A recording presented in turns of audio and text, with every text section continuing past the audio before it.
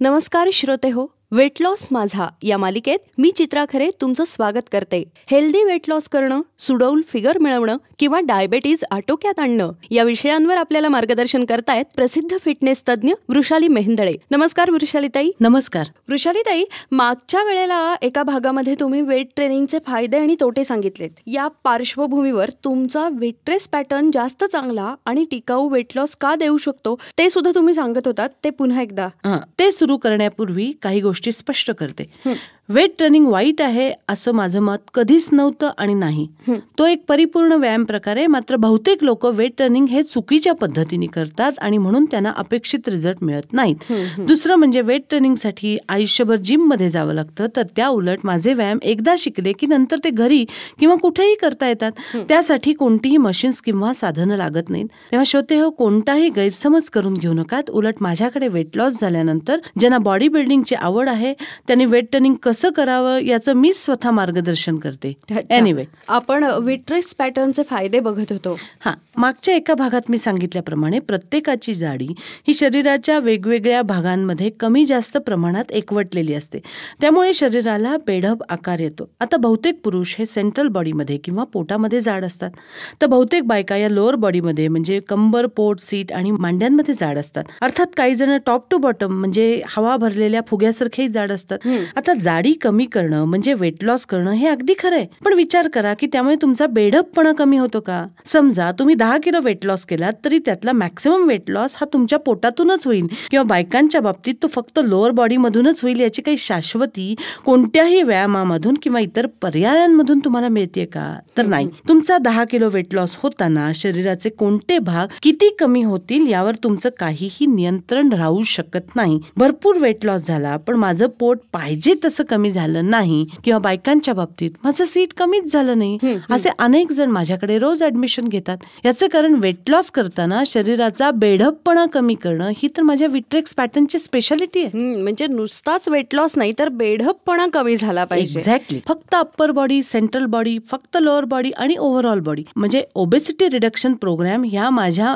4 मुख्य कॅटेगरी या त्याच्या आहेत. त्यामुळे तुमचा फिटनेस गोल काय आहे त्याप्रमाणे तुम्ही प्रोग्राम निवडू शकता. शिवाय या प्रत्येक प्रोग्राम मधून किती दिवसात किती किलो वेट लॉस होईल किंवा किती इंच मेजरमेंट कमी होतील ते सुद्धा मी तुम्हाला आधीच सांगते. पण मला एक सांगा की इतक्या दिवसात अमुक इतके किलो आणि इतके इंच कमी होतील असं सांगताना तुम्हाला भीती वाटत नाही का? म्हणजे असं की समजा एखाद्यानं व्यायाम केलाच नाही किंवा डाएट पाळलंच नाही आणि ती आकडेवारी तो परत घेऊन आला तर मग काय? हे बघ चित्रा, ज्या दिवशी हे प्रोग्राम्स मी जाहीर केले ना त्याच दिवशी याचा विचार मी केलेला आहे. माझ्या वेट लॉसच्या कुठल्याही प्रोग्राम मध्ये ऍडमिशन घेताना तुम्हाला फक्त 2 नियम पाळावे लागतात. पहिला म्हणजे रोज व्यायामाला येणं, दिलेले सगळे व्यायाम आणि काउंट व्यवस्थित करणं, आणि दुसरा नियम म्हणजे दिलेली डाएट पाळणं आणि वेळा पाळणं.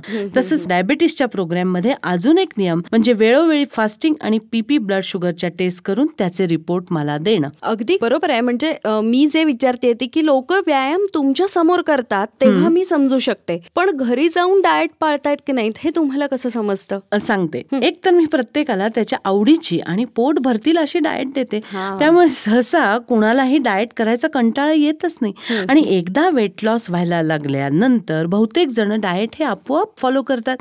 डाएट न पाळण्याच्या बाबतीत मात्र लोकांच्या एकूण 3 थर असतात बरं का. वेट लॉस अजून लवकर व्हावा म्हणून काही जण दिलेल्या डाएट पेक्षा कमीच खातात, तर काही जण विशेषतः शनिवारी आणि रविवारी डाएट ही पाळतच नाहीत किंवा एकूणच कंटाळा करतात. आणि काही जण डाएट मधले पदार्थ टाळून त्याच क्वांटिटीचे इतर पदार्थ खातात. आता बोल, तुला जी शंका आली होती ना, नेमकं तसंच त्या प्रत्येकाला असं वाटतं की आपण घरी जाऊन काय खातोय ते या बाईला कसं समजणार आहे. आणि इथंच हे सगळेजण फसतात. कारण तुमचा वर्कआउट आणि डाएट प्लॅन करताना तुमचा रोजचा वेट लॉसचा पॅटर्न कसा असेल ते मला आधीच माहिती असतं. आणि दुसरं म्हणजे तुम्ही कमी खा, जास्त खा किंवा डाएट बाहेरचं खा, त्याचा परिणाम तुमच्या रोजच्या वेट लॉसवर कसा आणि किती होतो हे मला माहिती आहे. त्यामुळे तुम्ही कितीही लपवलं तरी तुम्ही डाएट करताय की नाही हे मी बरोबर ओळखू शकते. कारण शेवटी कसं आहे की बॉडी फॅट पर्सेंटेज हे मी लगेच काढते आणि मला कळतं. बापरे, म्हणजे एखाद्या मुलानं गृहपाठ केलाय की नाही हे शिक्षकांना एक वेळ समजेल, सोपं आहे ते, पण एखाद्यानं डाएट पाळलंय की नाही हे ओळखण्याचं तुमचं हे कसब अजबच म्हणायला हवं.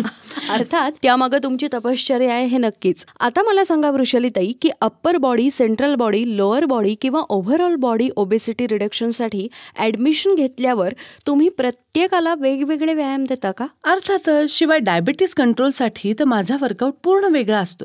या प्रत्येकाचे व्यायाम, त्यांचे सेट आणि रिपिटेशन्स ही वेगळी वेगळी असतात.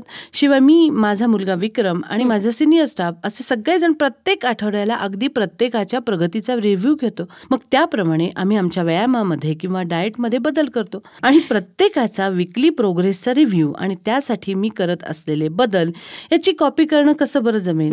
आता तुम्ही माझे वर्कआउट चार्ट मिळवाल, माझे डाएट कॉपी कराल, पण माझं डायग्नोसिस कॉपी करू शकणार नाही ना. अगदी खरं आहे तुम्ही म्हणताय ते. पण मग मला सांगा, पुण्याबाहेरच्या लोकांना तुम्ही 1 आणि 2 महिन्याचं फिटनेस कन्सल्टेशन देता, मग त्यांच्या प्रगतीचा फॉलोअप कसा ठेवता? खरं सांगू का, ही लोक आठवड्यातून किमान 2 ते 3 वेळेला फोन करून मला त्यांची प्रगती कळवतात. अच्छा. त्याप्रमाणे मी व्यायाम आणि डाएट मधले बदल त्यांना सांगते. या पद्धतीने गेल्या 4-5 वर्षात लोकांना रिझल्ट मिळायला कधीच अडचण आलेली नाहीये. मला आणखीन एक प्रश्न खूप सतावतोय गेले काही दिवस. वृषालीताई, तुमच्या सगळ्या स्लिमिंग सेंटर्स मध्ये मिळून जवळपास हजारो लोक रोज येत असतील नाही का? मग त्या प्रत्येकाचं इतकं सगळं रेकॉर्ड तुम्ही मेंटेन कसं करता? प्रत्येकाचं रेकॉर्ड आणि त्याचा स्टॅटिस्टिकल डेटा हे तर माझं सर्वस्व आहे. त्यासाठी मला पाहिजे तसं एक टेलर मेड अनालिटिकल सॉफ्टवेअर मी 2003 साली बनवून घेतलं. त्याच्या पुढे 1-2 एडिशन्स करून घेतल्या आणि आता 3ऱ्या लेटेस्ट एडिशनचं काम सुरू आहे. एकदा ते सॉफ्टवेअर आलं की मग मला माझ्या लॅपटॉपवर माझा प्रत्येक मेंबर, त्याचे फोटो, त्याचा daily weight chart, measurement record हे तर सगळं दिसेलच. शिवाय मला पुण्याबाहेरच्या लोकांबरोबर व्हिडिओ कॉन्फरन्सिंग करता येईल.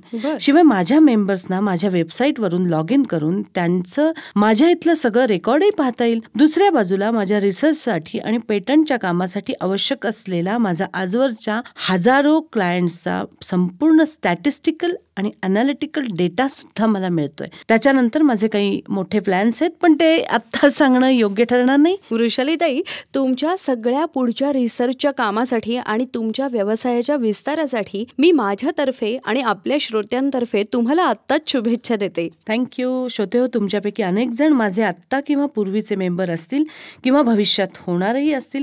गेले 2 महिने तुम्ही ही मालिका ऐकताय. खूप चांगले प्रश्न विचारत आहात आणि तुम्हाला ही मालिका पसंत पडल्याचं प्रेमाने कळवतही आहात.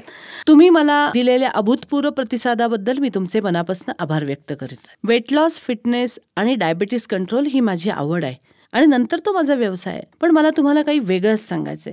गेल्या 20 वर्षात जाडी आणि डायबिटीस जसजसा वाढत चाललाय तसं लोकांचं मानसिक स्वास्थ्यही बिघडत चाललंय आणि या गोष्टींची मला जास्त काळजी वाटते. आपल्या शरीराची काळजी घेण्यातला बेफिकीरपणा हाच मला मुळात धोकादायक वाटतो.